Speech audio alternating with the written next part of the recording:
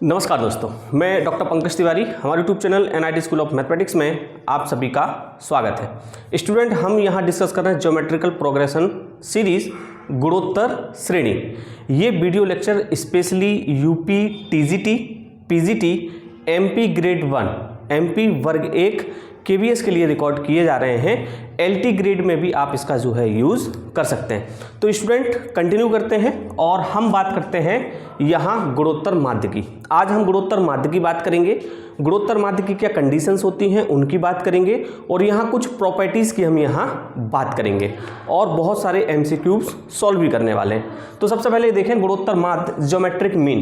दो राशियों A और B के बीच अगर आपसे गुणोत्तर माध्य पूछा जाता है तो गुणोत्तर माध्य होता है G² = AB या आप G √ AB भी कह सकते हो। तो बहुत आसान है गुणोत्तर माध्य। गुणोत्तर माध्य दो राशियों A और B के बीच गुणोत्तर माध्य क्या होगा? G² = AB या G बोल सकते हो आप √AB, √AB। क्लियर है? चलिए स्टूडेंट, गुणोत्तर माध्य पे बेस्ड यहाँ दो प्रॉब्लम हम पहले सॉल्व कर लेते हैं, फिर आगे की प्रॉब्लम हम जो है आपके साथ डिस्कस करेंगे। तो प्रॉब्लम इज दैट n के किस मान के लिए a⁴n + 1 + b⁴n + 1 divided by a⁴n + b⁴n a और b के बीच एक गुणोत्तर माध्य हो जाए। n के किस मान के लिए, है ना? तो यहाँ n की वैल्यू हमें जो है फाइंड आउट करनी है। वो कह रहे हैं n के किस मान के लिए दिस a और b के बीच एक गुणोत्तर माध्य हो जाए। तो स्टूडेंट, गुणोत्तर माध्य की बात हो रही है तो हमें मालूम है गुणोत्तर माध्य G² = होता है AB और इसको हमने मान लिया इक्वेशन नंबर फर्स्ट। क्लियर है? इसके बाद स्टूडेंट ये जो दिया है, ये जो वैल्यू दी है, ये जो मान दिया है, ये क्या दिया है आपको? गुणोत्तर माध्य दिया है, मतलब G दिया है। G दिया है तो ये हो जाएगा a⁴n + 1 + b⁴n + 1 divided by a⁴n + b⁴n, तो इसका स्क्वायर कर देंगे = हो जाएगा AB। क्लियर है? कोई प्रॉब्लम नहीं है। आगे बढ़ते हैं स्टूडेंट और इसका जो है हम स्क्वायर ब्रेक कर लेते हैं। स्क्वायर ब्रेक करेंगे तो ये an + bn का स्क्वायर होगा और इसको मैं यहाँ राइट साइड ले जाऊंगा। तो इसको जब मैं ब्रेक कर रहा हूँ तो a + b का होल स्क्वायर, तो ये हो जाएगा a⁴ 2n + 1 लिख दो प्लस b⁴ 2n + 1 लिख दो और +2 × a⁴n + 1 × b⁴n + 1 is equal to, ये ए भी देखो स्टूडेंट सेम रहेगा और an + bn का स्क्वायर जो है साइड आ जाएगा। तो इसको भी जब हम ब्रेक करेंगे तो हो जाएगा a⁴2n + b⁴2n + 2 टाइम्स a⁴n और b⁴n। थोड़ा सा इसको सॉल्व कर लेते हैं स्टूडेंट, तो ये हो जाएगा a⁴2n × a²। देखिए a⁴2n × 2 जब मल्टीपल करोगे तो इनको मैंने अलग अलग लिख दिया और इसको लिख सकते हो b⁴2n × b² प्लस, और इसको स्टूडेंट लिख सकते हो 2a⁴n × a plus b⁴n × b is equal to, इसको जब आप स्टूडेंट लिखोगे तो ये हो जाएगा a⁴2n plus ab b⁴2n plus 2ab a⁴n और b⁴n। तो यहाँ देखें स्टूडेंट कुछ कैंसिल हो रहा है क्या? देखें आप, ये 2a⁴n और ये जो है आपस में कैंसिल हो रहे हैं, है ना? ab a⁴n और b⁴n। अब स्टूडेंट जरा देखें a⁴2n यहाँ है और a⁴2n यहाँ है ना? तो इसको मैं इस साइड ला रहा हूँ और a⁴2n को हम यहाँ क्या कर रहे हैं? कॉमन ले रहे हैं। तो यहाँ से मिलेगा a², ये इस साइड आएगा a⁴2n और साथ में कॉमन आ रहा है a, तो हमने कॉमन ले लिया। ठीक है, तो यहाँ से मिल रहा है हमें a और यहाँ से हमें मिलेगा माइनस का b इज इक्वल टू, अब देखें ये वाला टर्म और ये वाला टर्म मैं उस साइड ले जा रहा हूँ और उस साइड लेने के बाद यहाँ कॉमन आ रहा है b⁴2n × b। b⁴2n × b आ रहा है तो यहाँ से a मिल रहा है और यहाँ से मिल रहा है b जो माइनस का होगा ab। क्लियर है? तो देखें स्टूडेंट, ये और ये आपस में फिर कैंसिल हो रहे हैं, है ना? तो यहाँ से a⁴2n × a is equal to b⁴2n × b मिल रहा है। तो इसको लिख सकते हैं a⁴2n + 1 is equal to b⁴2n + 1। तो स्टूडेंट ये तभी पॉसिबल होगा कब पॉसिबल होगा, जब 2n+1 की वैल्यू क्या होगी, 0 होगी। तो यहाँ से n कैलकुलेट करोगे तो माइनस का क्या आ जाएगा, हाफ। तो वो ये पूछ रहे हैं कि n के किस मान के लिए, तो n के इस मान के लिए, मतलब बी ऑप्शन आपका यहाँ क्या है, सही हो जाएगा। तो इस टाइप की जो प्रॉब्लम दी होगी आपको इस तरीके से सॉल्व करना है, बस थोड़ी सी स्पीड बढ़ा लेनी है। मैं अभी समझा रहा हूँ तो शायद थोड़ा सा टाइम लग रहा है, लेकिन एग्जामिनेशन में इतना टाइम हमें जो है प्रॉब्लम को नहीं देना है। अब स्टूडेंट बात कर लेते हैं यहाँ क्वेश्चन नंबर 21 की। यदि दो राशियों के मध्य एक गुणोत्तर माध्य जी, दो राशियों के मध्य एक गुणोत्तर माध्य जी है, इसका मतलब है कि दो राशियाँ हमने ले ली ए और बी, इनके मध्य गुणोत्तर माध्य हो गया ए बी, और दो समांतर माध्य पी और क्यू रखे जाएं। अब यहाँ देखो गुणोत्तर माध्य के साथ समांतर माध्य की भी बात की जा रही है ना। किसकी बात की जा रही है, समांतर माध्य की। तो ए और बी के बीच हमें क्या रखना है, पी और क्यू। क्लियर है, चलो। और हमने मान लिया ये किस में है, एपी में है ना। अगर ये एपी में है तो आप कंडीशन जानते हो कि इसमें से इसको घटाओगे p माइनस ए बराबर होगा किसके, q माइनस पी के, और बराबर होगा किसके, b माइनस क्यू के। यही तो कंडीशन होती है एपी की। अगर ये जीपी होता तो p divided by a, q divided by p और b डिवाइडेड बाय q बराबर होते, और एपी में है तो ये टर्म क्या होंगे, आपस में बराबर होंगे। अब स्टूडेंट इन दोनों टर्म को ले लेते हैं एक बार, और एक बार इन दोनों को ले लेते हैं। पहले इसको लेंगे तो p minus a is equal to q minus p होगा, तो p इस तरफ लेके आओगे तो 2p is equal to a plus q हो जाएगा। और यहाँ से a की वैल्यू जब आप फाइंड आउट करोगे तो 2p माइनस क्यू मिलेगा। क्लियर है, कोई दिक्कत नहीं है। अब जब मैं इसको सॉल्व कर रहा हूँ तो ये q minus p is equal to b minus q होगा, तो ये 2q इज इक्वल टू हो जाएगा b प्लस पी, है ना। और यहाँ से जब आप b की वैल्यू फाइंड आउट करोगे तो 2q माइनस पी मिल जाएगा। क्लियर है, हमें वैल्यू मिल चुकी है ए और बी की, और ए और बी की वैल्यू पुट कर दो आप इक्वेशन फर्स्ट में, जो कि आपने गुणोत्तर माध्य निकाला था, तो यहाँ से आपको आपका आंसर मिल जाएगा। चलिए मैं वैल्यू पुट कर रहा हूँ, तो जी स्क्वायर इज इक्वल टू मिल जाएगा हमें 2p minus Q into 2q minus P, और यही आपका क्या होगा, आंसर होगा। तो जरा चेक कर लें, 2p माइनस क्यू और 2q minus P, 2p minus Q और 2q माइनस पी, मतलब डी ऑप्शन आपका क्या होगा स्टूडेंट, यहाँ करेक्ट हो जाएगा। तो आई थिंक आपको समझ में आ गया होगा कि गुणोत्तर माध्य की जो प्रॉब्लम्स हैं वो कुछ इस टाइप से पूछी जाएंगी। तो कुछ और भी प्रॉब्लम हम आगे डिस्कस करते रहेंगे, और भी प्रैक्टिस सेट जब करेंगे तब प्रॉब्लम डिस्कस कर लेंगे। अभी जो है हम फिलहाल कुछ और कंडीशंस देख लेते हैं, कुछ प्रॉपर्टीज देख लेते हैं, और उन पर बेस्ड प्रॉब्लम देख लेते हैं। स्टूडेंट यहाँ दो कंडीशंस दी हैं आपकी गुणोत्तर माध्य को लेके। पहली कंडीशन कह रही है कि दो राशियों a और b के बीच n गुणोत्तर माध्य पदों का योगफल। मैं आपको गुणोत्तर माध्य बता चुका हूं, g square is equal to ab होता है। अब ये कह रहे हैं n गुणोत्तर माध्य पदों का योगफल उन राशियों के गुणोत्तर माध्य a और b के बीच n गुणोत्तर माध्य। तो देखो ये n गुणोत्तर माध्य पदों का योगफल जो होगा वो क्या होगा, उन राशियों के गुणोत्तर माध्य की nवीं घात के बराबर होगा। क्लियर है, तो ये जो है डायरेक्ट प्रॉपर्टी जो है डायरेक्ट आपसे एमसीक्यू में पूछी जा सकती है। अच्छा, सेकंड जो दी है, यदि दो राशियों a और b के मध्य n गुणोत्तर माध्य हो, n गुणोत्तर माध्य हो, इसका मतलब ये है, हमने एपी में भी इस तरीके की कंडीशन डिस्कस की है कि g1 g2 g3 g4 gn के लेफ्ट और राइट में दो राशियां दी हैं a और b, तो आपसे वो गुणोत्तर माध्य पूछ रहे हैं। तो g1 इज इक्वल टू ये होगा g2 g3 g4 और gn। तो फॉर्मूला आपको याद ये रखना है कि a इंटू बी अपॉन ए की पावर 1 अपॉन n प्लस 1, ये पहला गुणोत्तर माध्य होगा।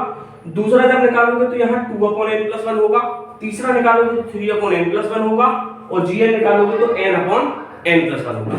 क्लियर है, और इसी पे बेस्ड जो है हमारी प्रॉब्लम है 22, वो कह रहे हैं 3 तथा 96 के मध्य 4 गुणोत्तर माध्य होंगे। 3 तथा 96 के मध्य, देखिए आप 3 तथा 96 के मध्य हमने 4 गुणोत्तर माध्य ले लिए, g1 g2 g3 और g4। क्लियर स्टूडेंट, ये 4 गुणोत्तर माध्य हैं, तो हमें जो है वैल्यू निकालनी है g1 g2 g3 g4 की वैल्यू निकालनी है। क्लियर है, तो अगर ये gp है तो आप बहुत अच्छे से जानते हैं कि ये a होगा, ये ar होगा, ये ar स्क्वायर होगा, ये ar क्यूब होगा, ये ar4 होगा, और ये ar5 होगा। क्लियर है, तो यहां से जो है सारवानुपात हमें मालूम है कि अगर इस सीरीज की बात करें तो यहाँ सारवानुपात क्या होगा, r होगा, और प्रथम पद की बात करें तो प्रथम पद यहाँ क्या होगा, 3 होगा, और n पद जो होंगे वो क्या होंगे, 96 होंगे। तो हम यहाँ निकाल लेंगे स्टूडेंट n n गुणोत्तर श्रेणी का हम निकाल लेंगे n पदों की संख्या,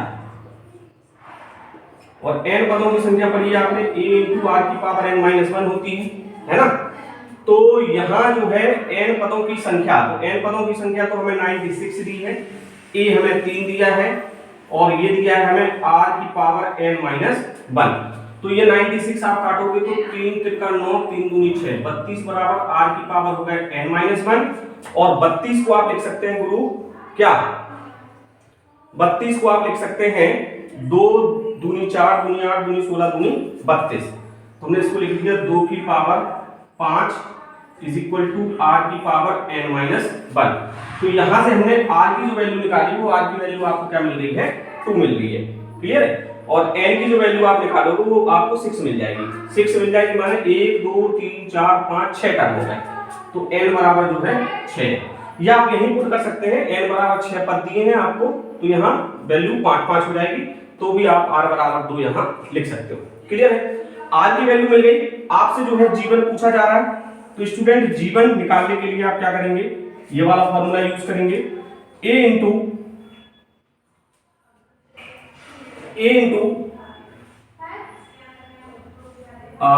नहीं, आपको r मिल गया ना, आपको r अगर मिल गया है तो आप क्या करें, 3 दूनी 6, बस इसकी जरूरत नहीं है फॉर्मूले की, है ना। आपको अगर r मिल गया है तो आपको वैल्यू चाहिए जीवन की, तो जीवन की वैल्यू हो जाएगी ar, और a की वैल्यू आप 3 निकाल चुके हैं, तो 3 दूनी 6 हो जाएगी। g2 आपको निकालना है, तो g2 आपका दिया हुआ है ar², तो r² माना 2 दूनी 4 3 12 हो जाएगा।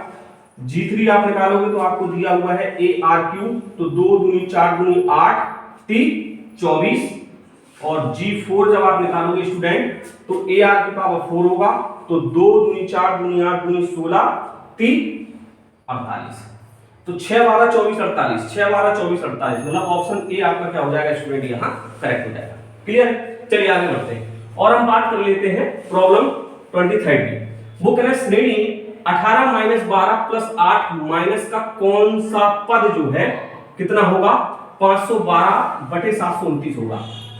कोई दिक्कत नहीं है, हमने मान लिया कि पीवा पद, कौन सा पद, पीवा पद जो होगा वो कितना होगा, 512 बटे 729 होगा। ठीक है। अब पीवा पद जैसे एनवा पद निकालते हैं ar की पावर n-1, उसी तरीके से पीवा पद निकालते हैं ar की पावर p-1। तो यहाँ पीवा पद तो हमने 512 बटे 729 ले लिया, इज इक्वल टू a की वैल्यू यहां से हमें समझ आ रही है 18 दी है, r की वैल्यू निकालने के लिए आपको -12 से डिवाइड करना पड़ेगा 8 को, -12 से डिवाइड करना पड़ेगा 8 को, तो 3 चौको 12 और 3 छंग 18, 2 दूनी 4 2 3 6, माइनस के 2/3, तो हमने ले लिया माइनस के 2/3 की पावर p-1। कोई दिक्कत नहीं है। अब यहां स्टूडेंट आप देखें 512 बटे 729 गुणे 18 बराबर -2/3 की पावर p-1। तो इस राशि को आपको 2/3 बनाना है ना। तो 2/3 आप कैसे बनाओगे, 512 को आप 512 को 2/3 बनाने के लिए आप क्या करें, 512 का एलसीएम ले लें, तो 2 दूनी 4 2 पंचे 10 और 2 छक्के 12, है ना। और 2 से करोगे 2 एकम 2, 2 दूनी 4, 1 बचेगा 2 अट्ठे 16, 2 से करोगे 2 छक्के 12, 2 चौको 8, 2 से करोगे 32 आएगा, 2 से करोगे 16 आएगा, 2 से करोगे 8 आएगा, 2 से करोगे 4 आएगा, 2 से करोगे 2 आएगा, 2 आएगा, तो 1 2 3 4 5 6 7 8 9 है, 9 हो गए। कितने हो गए, 9 हो गए, 9 हो गए ना। देखो 2 दूनी 4 2 पंचे 10 2 छक्के 12, 256 को करोगे 128 आएगा, और 128 करोगे 64 आएगा, 32 आएगा, 16 आएगा, 8 आएगा, और 2 चौको 8 आएगा, और 2 दूनी 2 आएगा, है, और 2 से करोगे तो 1 आएगा, 1 2 3 4 5 6 7 8 9, है ना। कितने हो गए, 9 हो गए। 512 और 512 9 में चेक कर लूं, 512 512 और 512 नहीं, ये जो है कुछ मिस्टेक हो रही है, पावर 8 होगी ये, है ना। तो 512 और इसको हम लिख सकते हैं माइनस के 2/3 की पावर 8। क्या लिख सकते हैं? -2/3 की पावर 8। जब 8 लिख सकते हैं तो p - 1 बराबर 8 होगा, तो p = हो जाएगा 8 और 1 9। तो मतलब 9वां पद आपका जो है क्या होगा, करेक्ट आंसर होगा। इसको एक बार कर लेना है ना, थोड़ा सा क्या है टाइम की थोड़ी सी कमी रहती है। तो p = क्या होगा, 9 होगा, मतलब 9वां पद होगा। क्लियर स्टूडेंट, आगे बढ़ते हैं। उस गुणोत्तर श्रेणी का अंत से चौथा पद क्या होगा जिसका अंतिम पद 5/512 है और सारवानुपात क्या है, 2 है।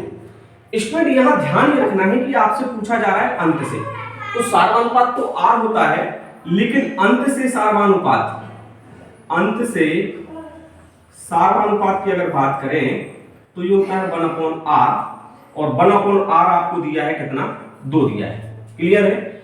अंतिम पद जो होगा वही हमारा प्रथम पद होगा।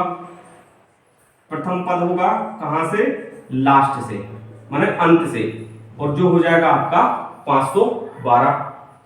चौथा पद क्या होगा, मतलब आपसे पूछा जा रहा है T4 = AR की पावर 4 - 1। क्लियर है। तो T4 = A की वैल्यू आपने ले ली स्टूडेंट यहां 512, और R जो है आपको दिया है कितना, 1/2 है, तो यहां से R की वैल्यू हो जाएगी 1/2। क्लियर है। तो यहां हमने ले लिया 1/2 की पावर 3। तो स्टूडेंट इसको आप लिख सकते हो 512/2 दूनी 4 दूनी 8। ठीक है, कैंसिल करो तो 2 से काटोगे तो 2 दूनी 4, और 512 काटोगे 256 बार कटेगा, फिर 200 से काटोगे 128 बार कटेगा, फिर 2 से काटोगे तो 64 बार कटेगा। कितनी बार कटेगा, 64 बार। तो इसका मतलब ये है कि चौथा पद जो आएगा वो क्या आएगा, 64 आएगा। तो यहाँ ध्यान रखना है, समांतर श्रेणी में भी अंत वाला एक क्वेश्चन करवाया था कि जब भी अंत से पूछा जाए तो सीरीज के अंत से हमें शुरू होना है, तो जो अंतिम पद होगा वो हमारा क्या होगा, पहला पद होगा। तो आई होप स्टूडेंट ये चीजें आपको समझ आई होंगी। यहाँ जो है कुछ और प्रॉपर्टी की बात करते हैं, और उसके साथ फिर जो है हम कुछ और प्रॉब्लम डिस्कस कर लेते हैं। तो स्टूडेंट यहाँ कुछ प्रॉपर्टीज दी हैं, उनको भी ध्यान से देख लेते हैं। ये हमने समांतर के लिए भी डिस्कस की थी, वही प्रॉपर्टीज हम यहाँ गुणोत्तर के लिए डिस्कस कर रहे हैं। वो कह रहे हैं गुणोत्तर श्रेणी के 3 क्रमागत पद अगर हमें लेने हो और दिए ना हो तो हमें लेना है A/R, A और AR। ये ध्यान रखना है, 3 क्रमागत पद लेने हैं तो अपने मन से नहीं लेना है, आपको लेना है A/R, A और AR। अगर 4 क्रमागत पद लेने हैं तो A/R3, A/R, AR और AR3। क्लियर है। 5 क्रमागत पद लेने हैं तो A/R2, A/R, A, AR और AR2 लेना है। तो ये चीजें आपको बिल्कुल एकदम से दिमाग में रखी होनी चाहिए। इसके बाद स्टूडेंट वो कह रहे हैं किसी गुणोत्तर श्रेणी के n पदों का योग s हो तो श्रेणी का nवां पद, मतलब आपको n पदों का योगफल दिया हुआ है जो कि s है और श्रेणी का nवां पद आपसे पूछा जा रहा है, तो आपको डबल कैलकुलेशन करने की जरूरत नहीं है। वहां आप सीधा Tn = Sn-Sn-1 आप फॉर्मूला यूज करेंगे, आपका आंसर आ जाएगा। मतलब पहले आपको जो है गुणोत्तर श्रेणी के n पदों का योग, तो पहले आप nवां पद निकालो, फिर जो है आप उसका योगफल, उसमें मतलब आपको जो है टाइम लग सकता है, तो आप ये वाला डायरेक्ट फॉर्मूला यूज कर सकते हैं। किसी गुणोत्तर श्रेणी के प्रत्येक पद में किसी फिक्स नंबर से गुणा या भाग किया जाए तो नई श्रेणी जीपी ही होगी। ये बिल्कुल ध्यान रखना है कि अगर जीपी दी है उसमें किसी भी फिक्स नंबर से, जैसे फिक्स नंबर 3 हो गया तो पूरी श्रेणी में 3 से, या 5 हो गया तो पूरी श्रेणी में 5 से अगर हम क्या करते हैं, गुणा करते हैं या भाग करते हैं, तो जो नई श्रेणी मिलेगी वो आपकी गुणोत्तर श्रेणी ही होगी। ठीक है, यहाँ प्लस माइनस वाला कॉन्सेप्ट नहीं है, जबकि एपी में प्लस माइनस वाला कॉन्सेप्ट होता था। तो यहाँ केवल गुणा और भाग वाला कॉन्सेप्ट है, ये आपको ध्यान रखना है। दो गुणोत्तर श्रेणी के संगत पदों के गुणनफल एवं भागफलों से बनी श्रेणी जीपी ही होगी। संगत का मतलब ये हो गया कि जैसे हमने एक श्रेणी जीपी ले ली, जैसे A1 A2 हमने ले ली, जैसे A1 A2 A3 A4, दूसरी ले ली B1 B2 B3 B4। तो वो ये कह रहे हैं कि दो गुणोत्तर श्रेणी के संगत पदों के, तो जैसे A1 का B1 से, A2 का B2 से अगर गुणनफलों एवं भागफलों से बनी श्रेणी क्या होगी, जीपी होगी। तो इसमें भी प्लस और माइनस वाला कॉन्सेप्ट नहीं है, केवल गुणा और भाग वाला कॉन्सेप्ट है। किसी गुणोत्तर श्रेणी के व्युत्क्रमों से बनी श्रेणी गुणोत्तर ही होगी। अभी ये क्वेश्चन जैसे आया था व्युत्क्रम वाला, है ना, तो हमने जो है व्युत्क्रम वाला क्वेश्चन बताया था कि किसी श्रेणी का व्युत्क्रम के हमें कुछ पद निकालने थे जो भी सॉल्व करना था। तो किसी श्रेणी के व्युत्क्रम से बनी श्रेणी, मतलब उस श्रेणी के व्युत्क्रम से अगर कोई श्रेणी बनाएंगे तो वो भी गुणोत्तर श्रेणी ही होगी। चलिए स्टूडेंट, तो ये तो कुछ प्रॉपर्टीज थी और हम कुछ प्रॉब्लम यहाँ और डिस्कस करते हैं। जैसे क्वेश्चन नंबर 25 लिखा है, किसी अनुपात श्रेणी के कुछ पदों का योगफल 728 है। यदि सार्वनुपात 3 और अंतिम पद 486 हो तो श्रेणी का प्रथम पद क्या होगा? तो प्रथम पद क्या होगा? तो हमने मान लिया कि जो प्रथम पद है, पहला पद है, वो क्या होगा? ए होगा। वो कह रहे हैं कि यदि सार्वनुपात 3 है और अंतिम पद क्या है? 486 है, तो हमने मान लिया, माना अंतिम पद ही पीवा पद हो तो सार्वनुपात R बराबर क्या होगा? 3 होगा। मतलब वो ये कह रहे हैं कि अंतिम पद क्या है? 486 है, और हमने मान लिया कि जो अंतिम पद है वही हमारा क्या है? पीवा पद है। तो यहाँ R इज इक्वल टू क्या हो जाएगा स्टूडेंट? 3 हो जाएगा। क्लियर है? तो यहाँ स्टूडेंट हम पीवा पद निकालेंगे। पीवा क्या निकालेंगे? पद निकालेंगे। जब हम एन पद निकालते हैं तो a इंटू आर की पावर n माइनस 1 होता है। पीवा पद निकालेंगे तो a इंटू आर की पावर p माइनस 1 हो जाएगा। और हमने मान लिया कि पीवा पद हमारा क्या है? 486 है, और a हमारा जो है हमें फाइंड आउट करना है, और r की वैल्यू हमें दी है 3 और p माइनस 1 क्या दिया है? p माइनस 1 दिया है, p माइनस 1, तो हमें p माइनस 1 से मिल गया। अब इसको जरा सॉल्व करें, तो सॉल्व अगर करेंगे तो ये 486 होगा इज इक्वल टू a होगा, और इसको हम लिख सकते हैं 3 की पावर p अपॉन 3 लिख सकते हैं। तो यहां से a इंटू 3 की पावर p की वैल्यू जो आएगी वो आएगी 486 गुणे 3, तो 6 12 6 18 की 8 हासिल 1, 8 की 24 की 25 की 5 हासिल 2, और 4 की 12 और 2 14, मतलब ये वैल्यू आ रही है आपकी 1458। क्लियर है? अब इसके बाद उन्होंने एक चीज और दी है, कुछ पदों का योगफल। तो हमने जो है यहाँ पे एक चीज हमें और निकालनी पड़ेगी, p पदों का योग। क्या निकालना पड़ेगा? p पदों का योग। और p पदों का योग स्टूडेंट आपको फॉर्मूला मालूम है, a इंटू r की power n minus 1 divided by r minus 1 divided by r minus 1। Clear है? तो यहाँ p पदों का हो रहा है, तो n ना लिख के हम क्या लिखेंगे? r की पावर p माइनस 1। चलिए, p पदों का योग इन्होंने क्या दिया है? 728 दिया है। a जो है हमें निकालना था, r की पावर p, तो r में क्या दिया है? 3 दिया है, तो इसको हम लिख सकते हैं 3 की power p minus 1 divided by, और 3 माइनस 1 तो यहाँ आ गया 2, तो 728 में देखो 2 को गुणा हो रहा है, तो 8 दूनी 16, 1 2 दूनी 4 और 1 5 और 7 दूनी 14, 1456 बराबर आ गया आपका। इसका अगर हम मल्टीपल करेंगे तो a 3 की पावर p माइनस 1। ठीक है? तो यहां से अगर हम वैल्यू निकालना चाहें किसकी, इसमें अगर हम वैल्यू निकालना चाहें किसकी, आप वैल्यू निकाल दो a इंटू 3 की पावर p की, तो ये 1456 प्लस a हो जाएगा, 1456 प्लस a हो जाएगा। क्लियर है? तो ये जो वैल्यू है, ये वैल्यू हम क्या कर रहे हैं स्टूडेंट, इसको उठा के इक्वेशन फर्स्ट में डाल दे रहे हैं, है ना? या एक काम करो, ये इक्वेशन फर्स्ट हो गई, ये सेकंड हो गई, है ना? तो इसकी वैल्यू उठा के हम इसमें डाल दे रहे हैं, तो ये होगा 1458 is equal to 1456 plus a। तो यहां से स्टूडेंट समझ आ रहा है कि a इज इक्वल टू क्या आ जाएगा? 2, और 2 आपको दिया है ऑप्शन नंबर ए में, जो कि आपका सही होगा। क्लियर है? अब स्टूडेंट यहां एक प्रॉब्लम और दी है कि श्रेणी 8 प्लस 88 प्लस 888 के n पदों का योगफल होगा।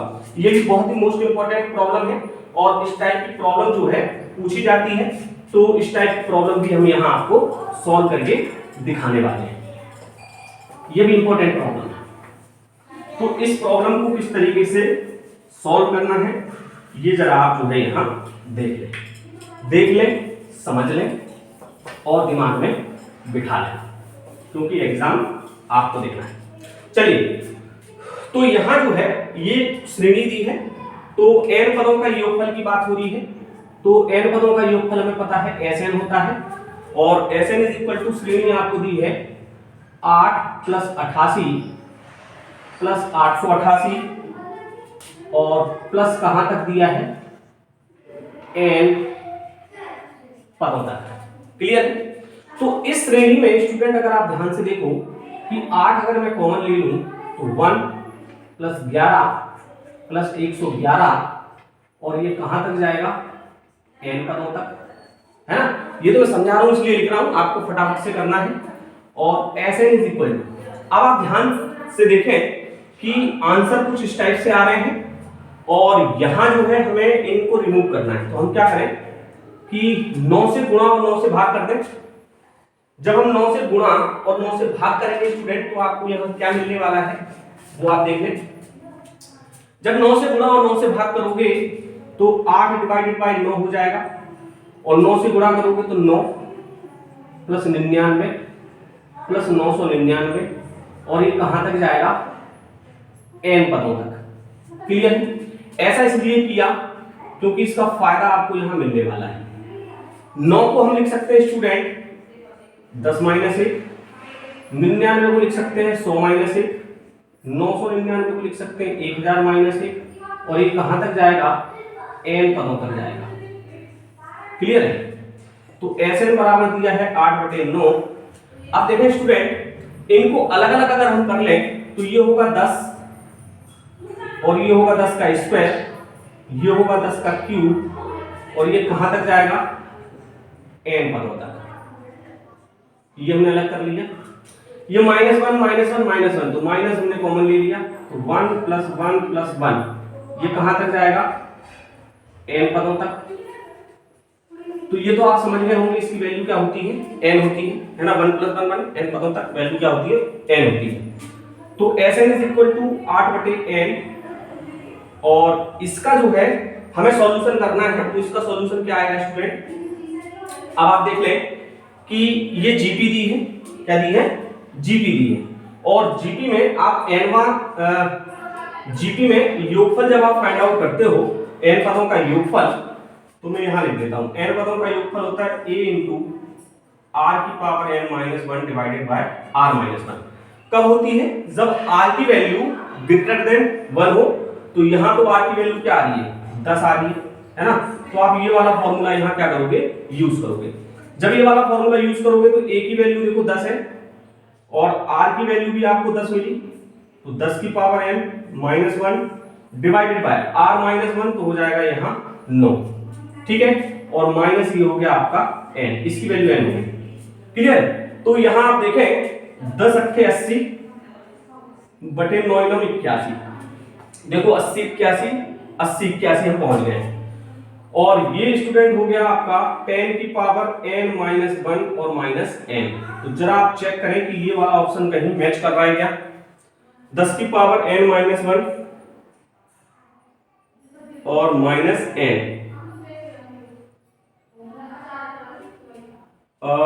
ये कहीं मैच नहीं कर रहा है और गलती ये है कि 9 × 9 = 81 हमने किए हैं तो 9 का एलसीएम लिया होगा तो ये आएगा, तो यहाँ 9n हो जाएगा, है ना। क्या हो जाएगा, 9n हो जाएगा। तो अब कोई मैच कर रहा है क्या, 81 9n, ये वाला मैच कर रहा है। तो ऑप्शन सी आपका क्या होगा, यहाँ करेक्ट होगा, ऑप्शन सी। तो इस टाइप की कुछ और भी प्रॉब्लम्स हैं तो आगे हम उनको भी कंटिन्यू करेंगे और बताएंगे आपको, क्योंकि अभी एपी जीपी और एचपी की मिक्स प्रॉब्लम हमें करनी है। तो मेरे हिसाब से यहाँ जीपी जो है अभी के लिए सफिशिएंट है, बाकी प्रॉब्लम्स जो है हम आगे डिस्कस करेंगे। तो आई होप स्टूडेंट आपको वीडियो पसंद आ रहा है। वीडियो अगर पसंद आ रहा है तो वीडियो को लाइक करें, चैनल सब्सक्राइब अभी तक नहीं किया है तो चैनल सब्सक्राइब कर लें, क्योंकि ये वीडियो जो है आपको फ्री ऑफ कॉस्ट प्रोवाइड कराए जा रहे हैं। और हाँ, नीडी जो बच्चे हैं जिनको जरूरत है इन वीडियोस की, उन तक इन वीडियोस को जरूर पहुंचाएं, क्योंकि एमपी वर्ग 1 के जो है एग्जामिनेशन होने वाले हैं, उसकी दृष्टि से ये वीडियोस जो है बहुत ही इंपॉर्टेंट है। टीजीटी भी आने वाली है तो उसके लिए भी वीडियो बहुत इंपॉर्टेंट है। तो स्टूडेंट बने रहें और देखते रहें NIT school of mathematics. Thank you guys.